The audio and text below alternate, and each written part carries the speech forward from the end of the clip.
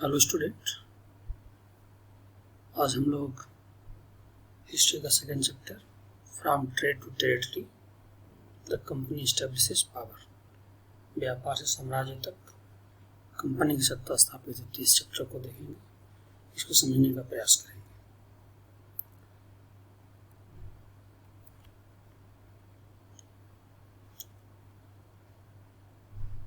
हमें ये देखना है कि जो लास्ट पावरफुल मुगल एम्पायर थे औरंगजेब, उनकी डेथ के बाद जो गवर्नर थे विभिन्न प्रोविंसेस के, वो अपने को इंडिपेंडेंट कर लिया और अपनी क्षेत्रीय सत्ता स्थापित कर ली। जैसे बंगाल की नवाब, हैदराबाद की निज़ाम, अवध की नवाब। और यहाँ पे विदेशी शक्तियों को मौका मिल गया, एक अपॉर्चुनिटी मिल गई जो भारत में सत्ता स्थापित कर सके। इसी संदर्भ में हम देखते हैं कि ईस्ट इंडिया कंपनी का पूर्व में आना, तो ब्रिटेन में वहाँ की महारानी एलिजाबेथ प्रथम से चार्टर द्वारा यानी इजाजतनामा हासिल करके एक कंपनी भारत आती, उसका नाम है ईस्ट इंडिया कंपनी। 1600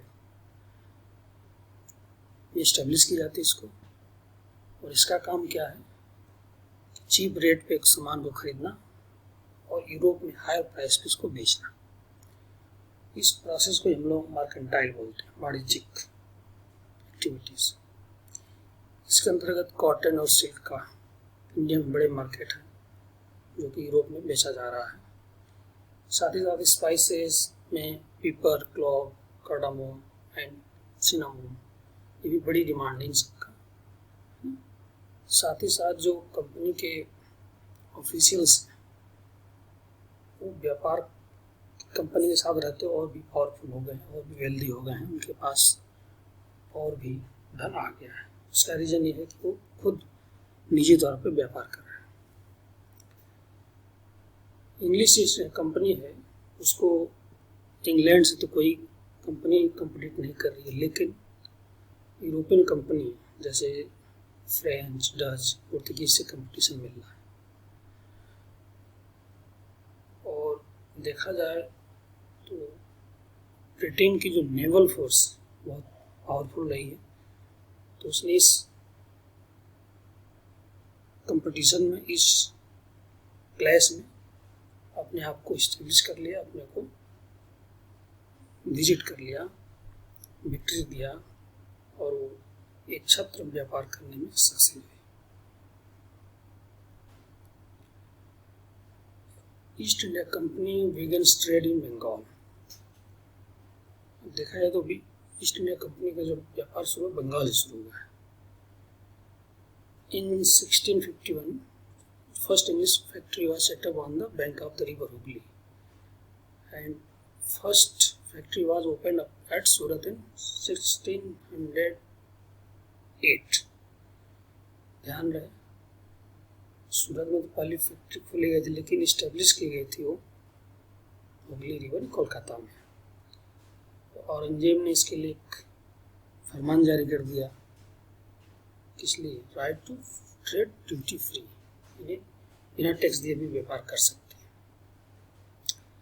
कंपनी का हमेशा प्रयास रहा कि ज़्यादा से ज़्यादा कंसेशन मिले और जो भी इसे प्रिविलेज मिले हुए हैं, अधिकार मिले हुए, उसको ज़्यादा से ज़्यादा उपयोग करें।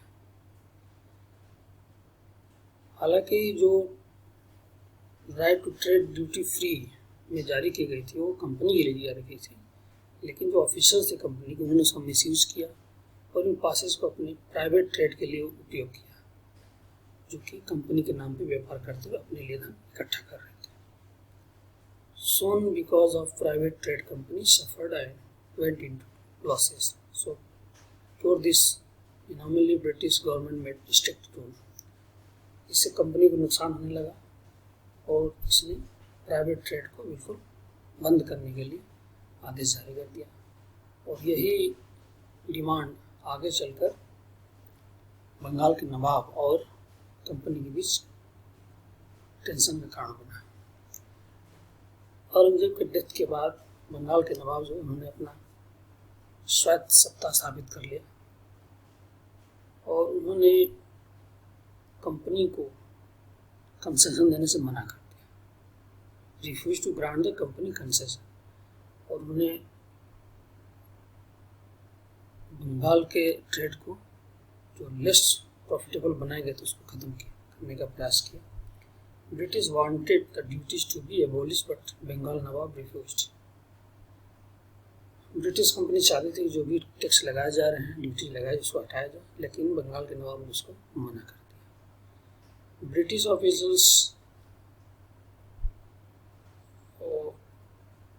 नए जो एडमिनिस्ट्रेशन की कंडीशन थी उसको जानते थे और वो चाहते थे कि यहाँ पे खुद ऑटोनॉमी फोर्सेस काम करें, यानी उसमें दखल उनकी बढ़नी चाहिए। As result denial of trading rights, जब बंगाल के नवाब ने कंसेशन देने से मना कर दिया कंपनी को, तो 23 जून 1757 जो फर्स्ट वार हुआ, बैटल हुआ कंपनी और नवाब ऑफ बंगाल के बीच, बैटल ऑफ प्लासी कहते हैं उसको। और फर्स्ट मेजर विक्ट्री थी इंग्लिश की इंडिया में। Alivardi Khan died in 1756 and Siraj-Dowlah became the Nawab Bengal. And 1757 Robert Clive led the company's army against Siraj-Dowlah at Plassey.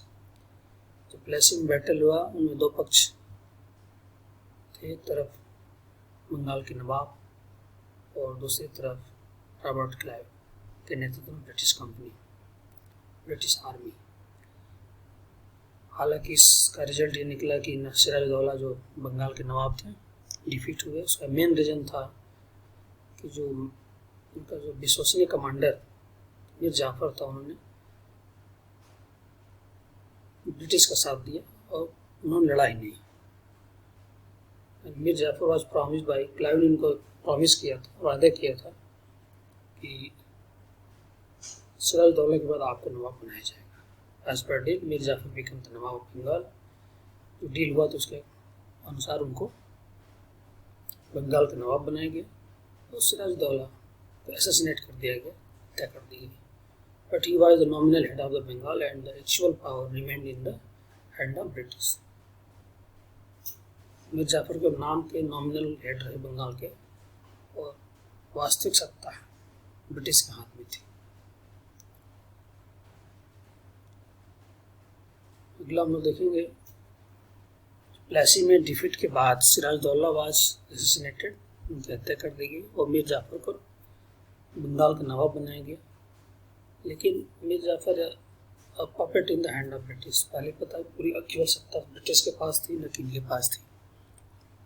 इसका रिजल्ट निकला 1764 में एक और बैटल हुआ जिसमें ब्रिटिश और मीर कासिम, जब मीर कासिम ने प्रिविलेज देने से मना कर दिया ब्रिटिश को, तो दोनों के बीच बैटल हुआ।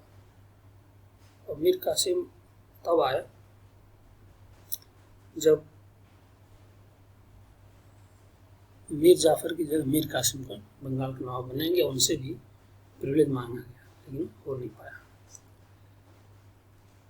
मीर कासिम ने जो ट्रेड की जो भी ड्यूटीज थी सबको खत्म कर दिया और कैपिटल को मुर्शिदाबाद से मुंगेर ले गए।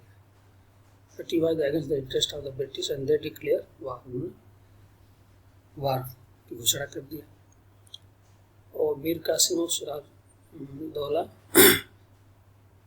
Pawat and Shah Alam Mughal king fought against the British was led by the Hector Munro। यहाँ पे जो ब्रिटिश आर्मी को लीड कर रहा था वो हेक्टर मुनरो थे बक्सर के बैटल में। और इसमें भी विक्ट्री ब्रिटिश की हुई। 1765 में मुगल एम्परर कंपनी को दीवान of the province of Bengal appoint कर दिया और दीवानी राइट जो है वो बिहार और उड़ीसा की भी दे दी गई। Company official become bobs. In 1764, Robert Clive was appointed governor of Bengal. और नवाब जो शब्द है वो हिंदी के नवाब का ही अंग्रेजी संस्करण बन गया था। उन्हें लोग अक्सर नए अमीर और सामाजिक हैसियत में रातों रात ऊपर आने वाले लोगों के रूप में देखते थे। नाटकों कार्टून में उनका मजाक उड़ाया जाता था। कंपनी अपना शासन फैला रही है, एक्सटेंड कर रही है, और कंपनी 100 सालों के अंदर 1757 to 1857 अनेकों तरीके से अनेकों डायरेक्ट मिलिट्री अटैक, कहीं भी उन्होंने डायरेक्ट मिलिट्री अटैक नहीं किया और अनजाने तरीके से टेररिस्ट को अपने अंडर में करना शुरू कर दिया। बक्सर के युद्ध के बाद कंपनी ने इंडियन स्टेट में रेजिडेंट अपॉइंटमेंट करना शुरू कर दिया। कंपनी चाहती थी कि सभी लोग सब्सिडी अलायंस को फॉलो करें, जिसमें किंग को एक आर्मी, ब्रिटिश आर्मी रखनी होती थी और उसका पेमेंट नवाब को करना होता था कंपनी के लिए। यदि आप पेमेंट नहीं कर पा रहे हैं कंपनी को, तो नवाब या किंग के जो भी क्षेत्र है वो ब्रिटिश क्षेत्र में मिला लिया जाएगा। नवाब अवध एंड निजाम ऑफ हैदराबाद, इनको फोर्स किया गया कि वो भी सब्सिडी अलायंस को एक्सेप्ट करें। Tipu Sultan, the tiger of Mysore, British को साउथ में जो विरोध का सामना करना पड़ा वो टीपू सुल्तान से हुआ। टीपू सुल्तान हैदर अली रूलर ऑफ मैसूर, उसके बेटे थे हैदर अली के, और इन्होंने 1782 to 1799 तक शासन किया।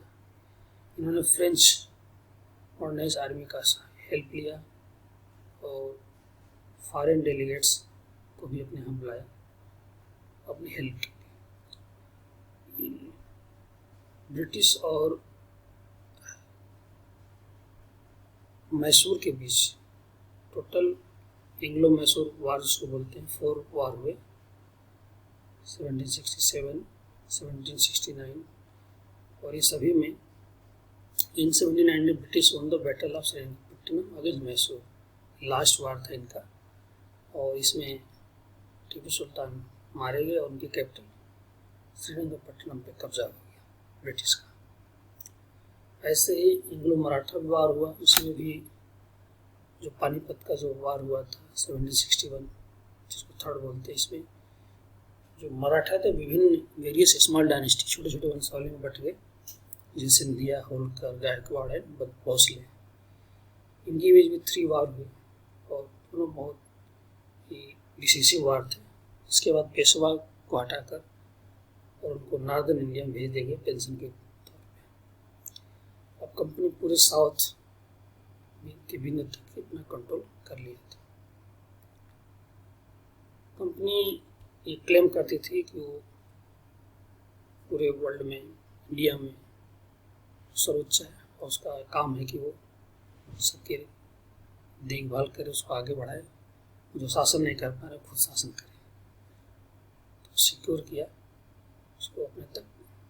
इसी कड़ी में डॉक्ट्रिन ऑफ लेफ्ट लाया गया लॉर्ड डलहौजी द्वारा, जिसमें यदि कोई रूलर बिना किसी ईयर, सन कि अगर डेथ कर जाता है तो उसकी क्षेत्र को मिला लिया जाएगा, जैसा तारा, संभल, झांसी, इसी पॉलिसी के अंतर्गत लाया गया था।